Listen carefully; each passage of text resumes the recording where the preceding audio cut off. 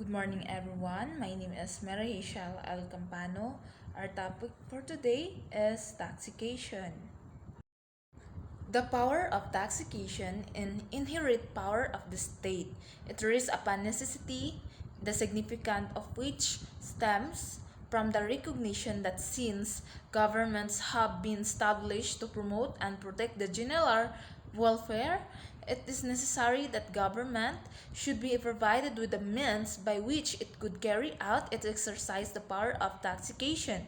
Government financial operations are well nigh impossible without taxation. Apart from this, taxation can be powerful means in order to achieve the goals of the social progress and the objective the economic of development. Taxation is very important to maintain the society we live in. People are always criticizing the government for this, but it is important. Taxations refers to the fees and financial obligations imposed by a government on its residents.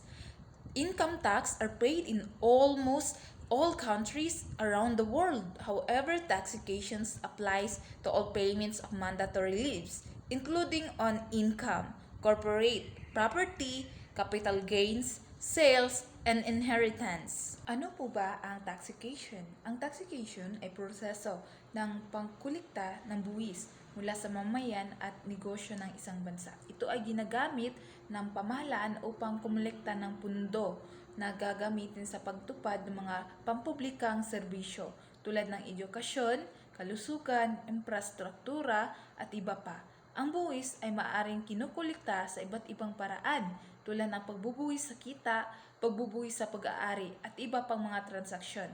Sa pamagitan ng taxation, ang pamahalaan ay nakapagbigay ng suporta at serbisyo sa buong bansa.